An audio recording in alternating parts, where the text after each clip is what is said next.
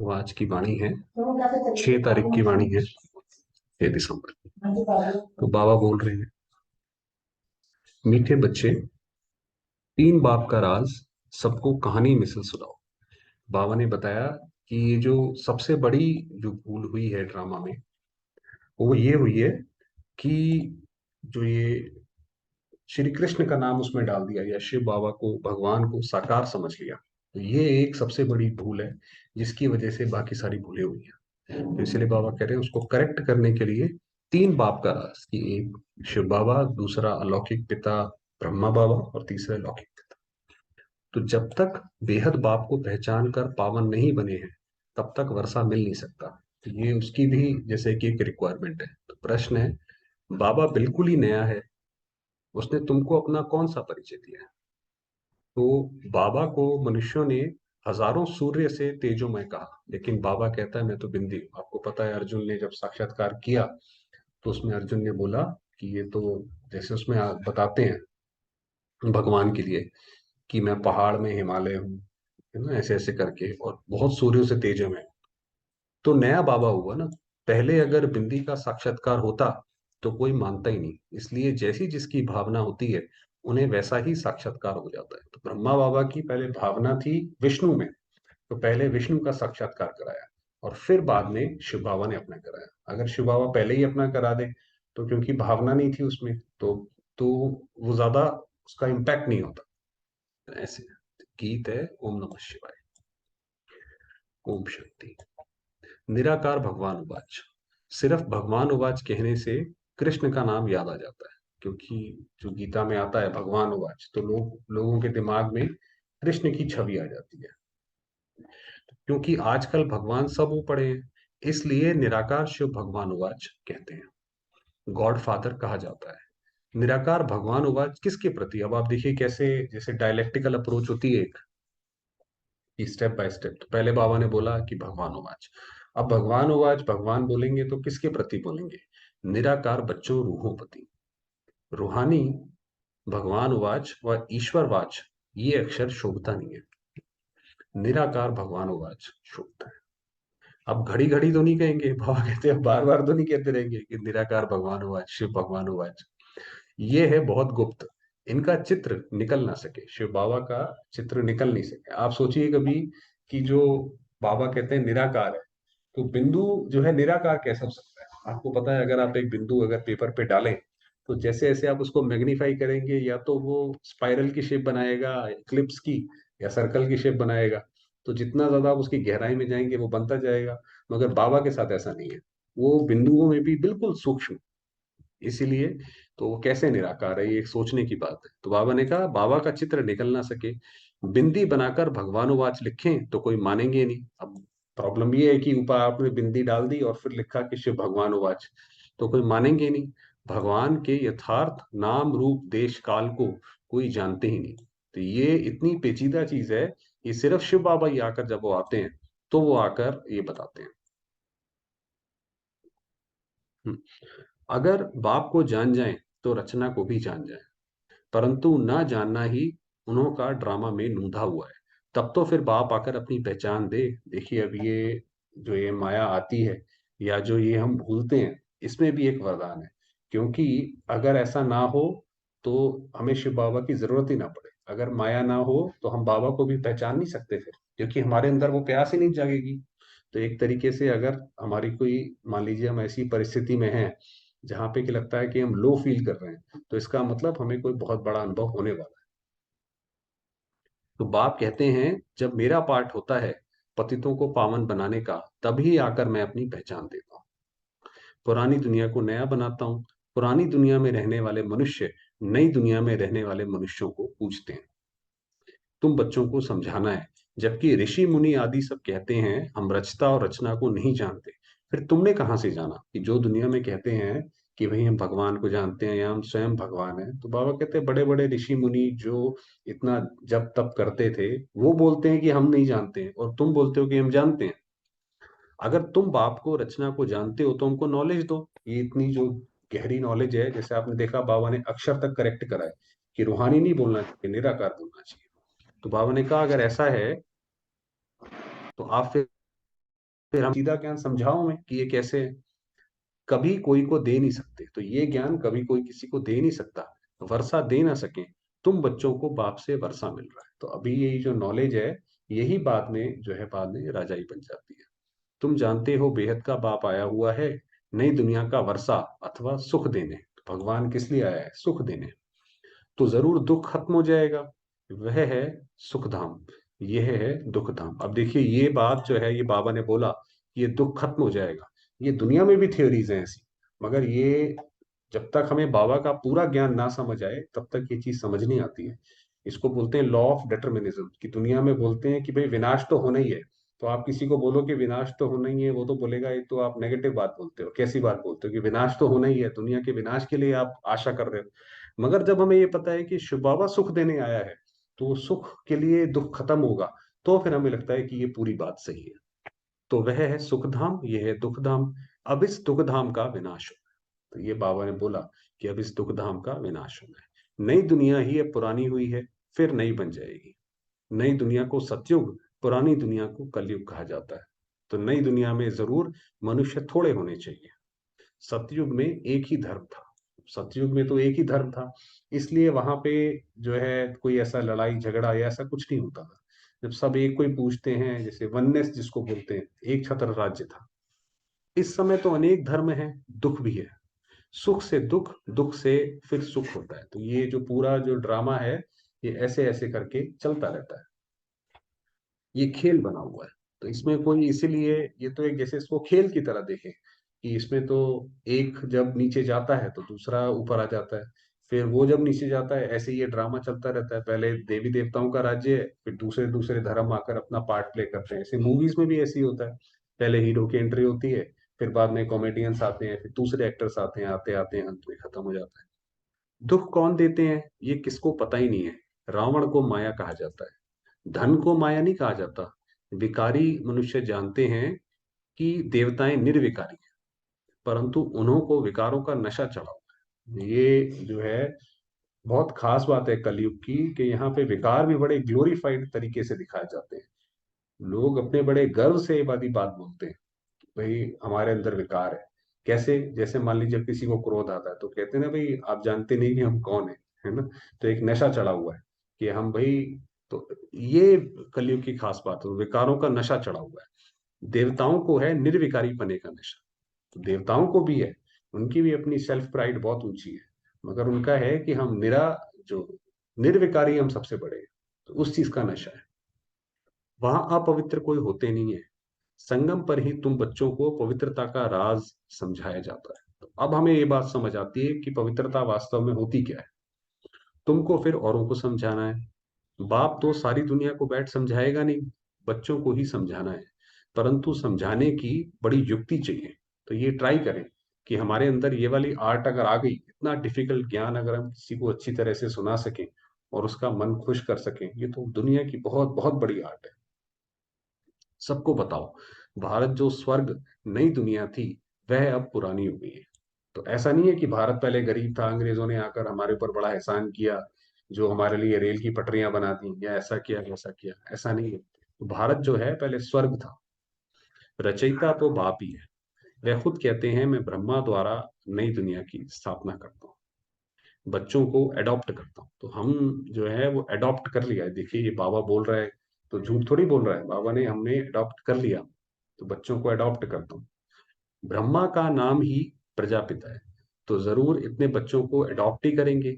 जैसे सन्यासी फॉलोअर्स को अडॉप्ट करते हैं, पुरुष स्त्री को अडॉप्ट करते हैं कि तुम मेरी हो, यहाँ भी तुम कहते हो शिव बाबा मैं आपका हूँ।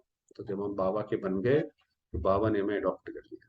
तो जैसे जब शादी हो गई तो पति की जिम्मेवारी है, उसी तरीके से जब हम बाबा के बन गए, तो बाबा की जिम्मेवारी है। हम चाहे जैसे भी सही, शिव बाबा ने कर लिया अडॉप्ट, अब वो हमें नैया पार लगाएगा। अब तो ये उसकी प्रॉब्लम हो गई, हमारी नहीं रही। घर बैठे भी बहुतों को टच हो जाता है। फिर क्या कहते हैं कि भल बाबा, हमने आपको देखा नहीं है, क्योंकि बंधन में हूं, आ नहीं सकती हूँ, परंतु मैं हूं आपकी। तो कई ऐसे भी बच्चे थे, बहुत बच्चे बाबा के, कि हमारे पास भी किसी किसी का फोन आया था कि वो कभी सेंटर नहीं गए, कभी कुछ नहीं गए, बस उन्हें बाबा की बड़ी एक जैसे लगन रहती है। क्योंकि आत्मा की जो मेमोरी है, इस यहाँ पे तो हर चीज अविनाशी है। आत्मा के कर्म भी अविनाशी है, उसकी मेमोरीज भी अविनाशी है। तो आत्मा के अंदर एक बार वो बैठ गया तो वो उसको खींचती रहती है। तो बाबा ने कहा, वो बोलती है मैं हूं ही आपकी, पवित्र तो जरूर बनना पड़ेगा, पवित्र तो बनना पड़ेगा, तभी तो बाबा के पास हम जा पाएंगे। पतित मुक्ति जीवन मुक्ति में जा नहीं सकते, वहां पे भी जाके गंद कर देंगे। अगर पतित आत्माएं परम धाम में चली गई या सत्युग में चली गई तो वहां पे भी जाकर वो खराब कर देंगे, तो इसलिए पतित नहीं जा सकते। पतित पुकारते हैं कि आओ, आकर पावन बनाओ। जो पतित आत्मा होगी वो काम नहीं करेगी, बस पुकारती रहेगी कि भाई, भगवान को बोलती रहेगी कि आप हमारे दुख हरो, आप हमारे पाप कर्मों से मुक्त करो। अरे तुम पाप करना बंद कर दो तो मुक्त हो जाओगे। तो नहीं, मगर पतित जो होगी वो पुकारेगी। तुम बच्चों को समझाना चाहिए कि भारत स्वर्ग था। अब हमें ऐसे समझाना चाहिए, ये लक्ष्मी नारायण स्वर्ग के मालिक थे। स्वर्ग था तो स्वर्ग कैसा था? जरूर डिनाइस्टी चली होगी, जैसे भी आपको पता है डायनेस्टी चलती है ना, Edward the first, Edward the second. ऐसी वहां पर भी विष्णु की 8 गद्दियां चलती हैं। तो नई दुनिया में नया राज्य था, अब वह नहीं है। और अनेक धर्म है, देवता धर्म है नहीं है। वास्तव में जो ये देवता धर्म जो कि एक नींव थी, वो नहीं है, बाकी सारे धर्म है। ये पुरानी दुनिया कब तक चलेगी? लोग कहते हैं भाई इतने हजार वर्ष, ऐसे हजार वर्ष। अब तो लोगों को लगने लगा है कि नहीं भाई ये ज्यादा नहीं चलने वाली है। तो वह सतयुग को लाखों वर्ष कह देते हैं। महाभारी लड़ाई का भी गायन है। बीच में थोड़ी खिटपिट हुई थी जब बाबा आए थे 1937 में, आपको पता है। उसके बाद सेकेंड वर्ल्ड वॉर हुआ, बहुत सारी चीजें हुई। इंडिया पाकिस्तान का युद्ध हुआ, इंडिया चाइना का हुआ, बंटवारा हुआ। तो बाबा ने कहा थोड़ी खिटपिट हुई, तो कहते थे ये महाभारत लड़ाई का समय है। दुनिया वाले कहते थे कि भाई ये तो महाभारत लड़ाई दिखाई पड़ती है। यादवों की लड़ाई भी दिखाते हैं कि मूसलों द्वारा अपना विनाश किया। कभी लिखते हैं पांडवों और कौरवों की युद्ध, कभी लिखते हैं असुर और देवताओं की। आसुरी दुनिया के बाद फौरन देवी दुनिया है।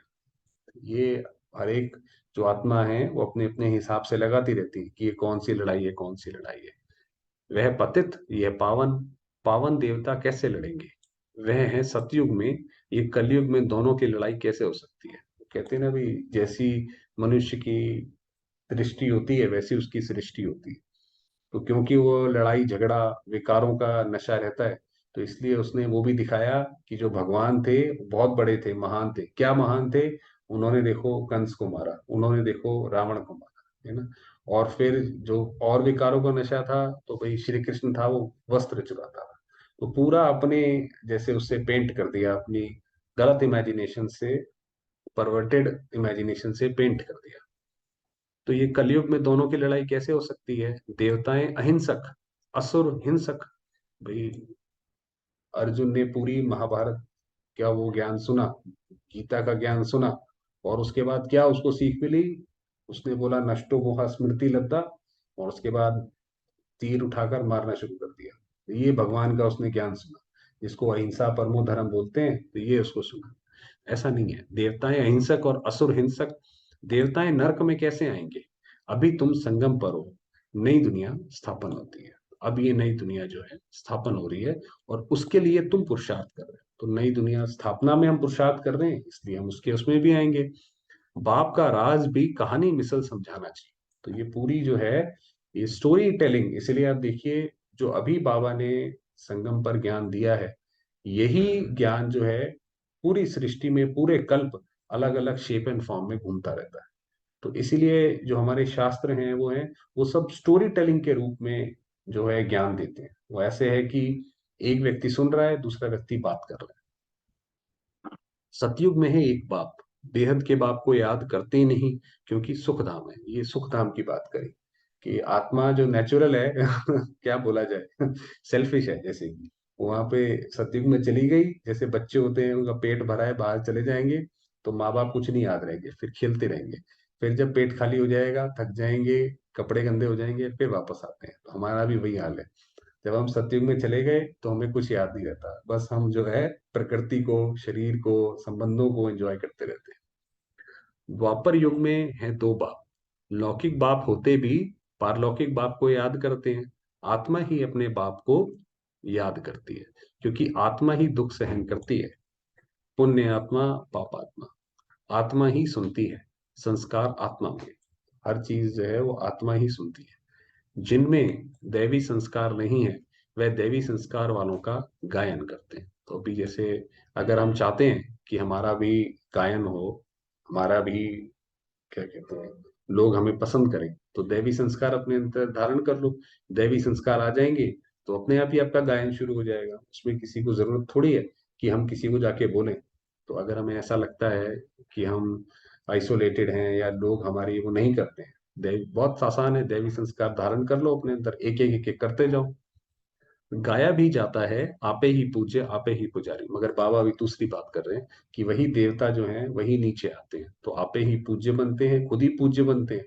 और जब पुजारी भी बनते हैं तो अपनी ही पूजा करने लगते हैं। पुजारी बनते हैं तो गाते हैं, मुझ निर्गुण हारे में कोई गुण नहीं, उनमें गुण है हमारे में नहीं है, पूज्य सो पुजारी। तो माना वही पूज्य सो पुजारी, तुम ही पूज्य सो देवता थे, फिर तुम ही पुजारी बने हो। कितनी बड़ी बात है कि सबसे बड़ा रिविलेशन है कि जो देवताओं की जिनकी हम पूजा करते थे मंदिरों में जाकर, जिनके सामने हम अपना सर झुकाते थे, वो पता पड़ा हमारा ही है, हमारा ही अपना एक स्वरूप था, हमारा ही एक समय था, हम ऐसे थे। 84 जन्म लिए हैं, आधा कल पूज्य आधा कल पुजारी। तो ये जैसे कि एक खेल चलता रहता है कि भारत एक समय बहुत ऊंचा था, स्वर्ग था, उसके बाद फिर दूसरे धर्म आए, दूसरे देश आए, मुगल आए, फिर उसके बाद ब्रिटिश का बहुत समय राज्य रहा। तो ऐसे ऐसे ऐसे ऐसे करके अब सारे एक्टर्स का जो पार्ट है इस ड्रामा में अब पूरा हो चुका है। सारे एक्टर आ गए, सबने अपना पार्ट प्ले कर लिया, तो अब ये अंत का समय आया है। चलिए समय हुआ है, वरदान पढ़ लेते हैं। बाबा ने वरदान दिया, एक पॉइंट शब्द की स्मृति से मन बुद्धि को नेगेटिव के प्रभाव से बचाने वाले नंबर 1 विजयी भाव। देखिए बाबा जो है ज्ञान का सागर है, तो वो हर एक शब्द को कैसे डिफाइन करता है, तो उसकी पूरी परिभाषा ही चेंज कर देता है। तो बाबा ने कहा एक पॉइंट जो शब्द है इसको आप कैसे यूज करो।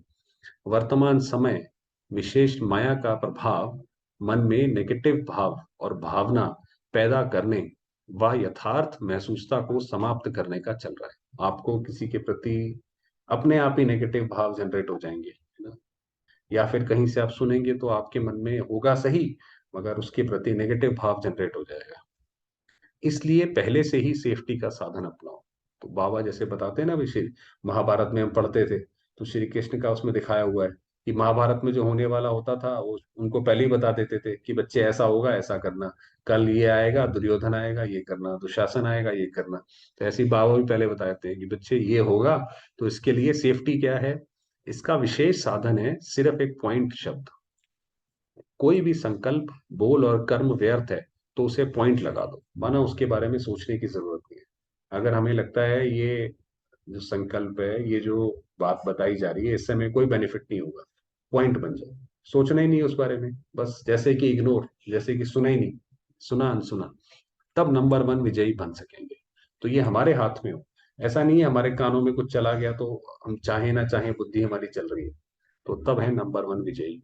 माया के स्वरूपों को पहचानो, सीजन को पहचानो और स्वयं को सेफ कर लो, अपने आप को सेफ कर लो। कोई मान लो माया गलत फहमी लाती है, अपने लिए भी लाती है कि पता नहीं मैं कर पाऊंगा नहीं कर पाऊंगा, मेरा तो पार्ट ही ऐसा है, लगता है तो हो ही नहीं सकता, तो वो भी गलत फहमी आ सकती है। तो ऐसा कुछ आए, बिंदी लगा दो, बस फुल स्टॉप, आगे नहीं सोचना इस बारे में। स्लोगन दिया, संगम पर जिन्हें सेवा का श्रेष्ठ भाग्य प्राप्त है, मतलब जो सेवा कर सकते हैं, जो सेवा कर रहे हैं, वही पद्मा पदम भाग्यवान। तो कोई भी परेशानी है, सेवा जरूर हाथ में ले लें। सेवा रहेगी हाथ में तो वो ले ले जाएगी, निकाल ले जाएगी आप किसी भी परेशानी से। चलिए समय हुआ है, थोड़ी देर बाबा को याद करें।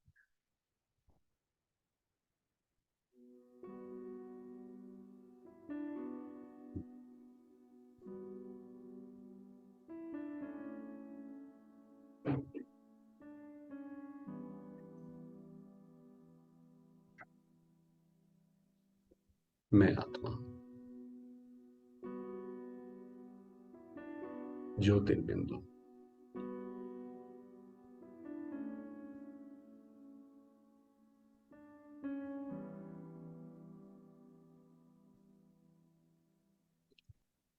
चमकती मणि हूँ।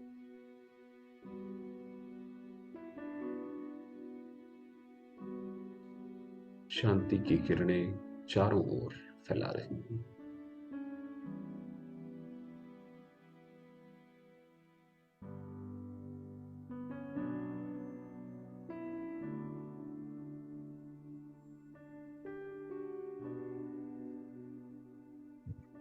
पूरे शरीर को शांत, स्वस्थ कर रही हैं।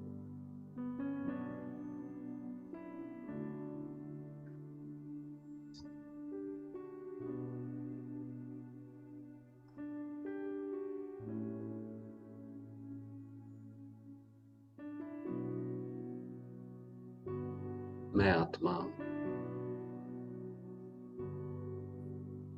श्रेष्ठ पाठधारी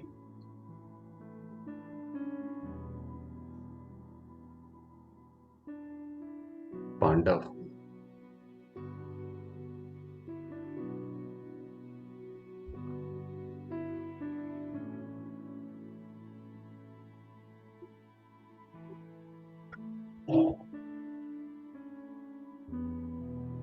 निराकार शिव बाबा ज्योतिर्बिंदु मेरे पिता है।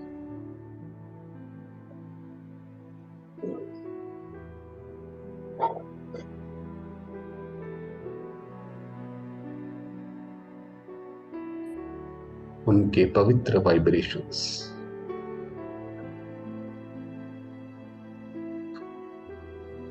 अथाह स्नेह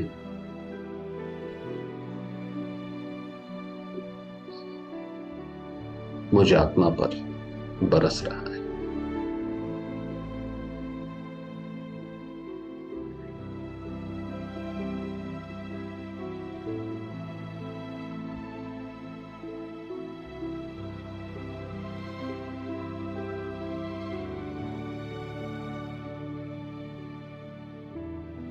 अनुभव करेंगे इन किरणों को स्वयं के ऊपर।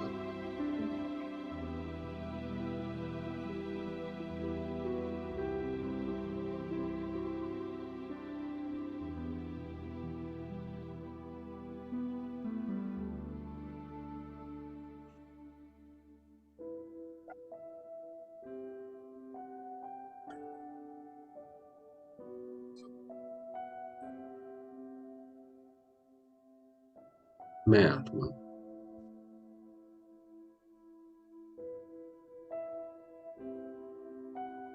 मीठे बाबा की छत्र छाया में हूं।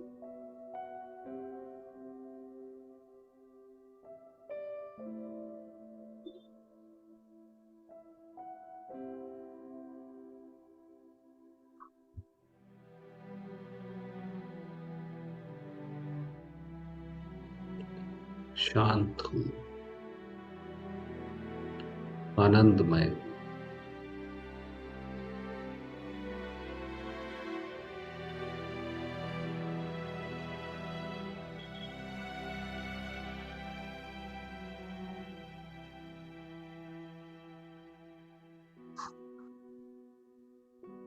प्यारे बाबा की अनेकानेक किरणें मुझ आत्मा पर पड़कर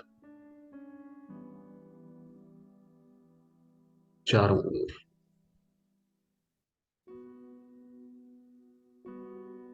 सारे संसार में फैल रही हैं।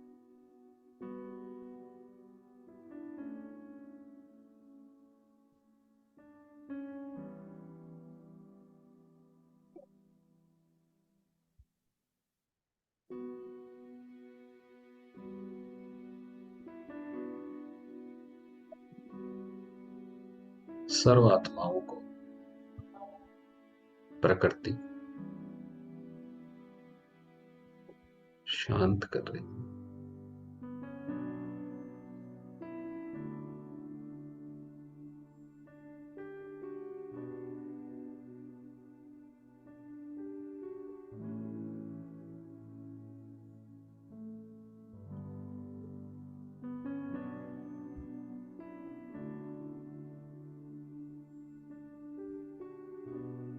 सर्व आत्माएं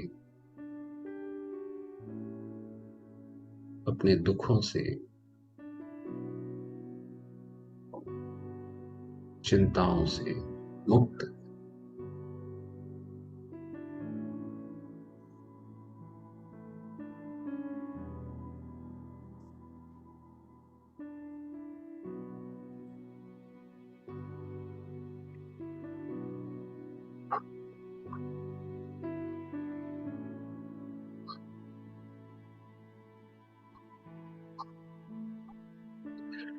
अपने घर, अपने पिता की ओर आकर्षित हो रही।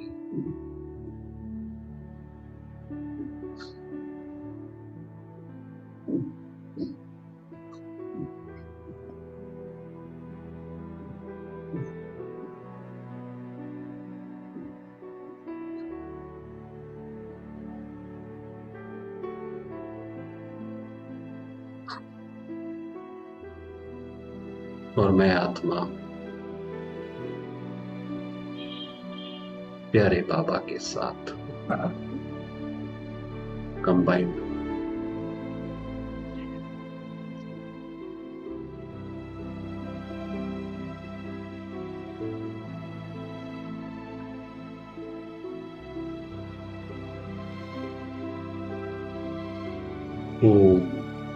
शांति।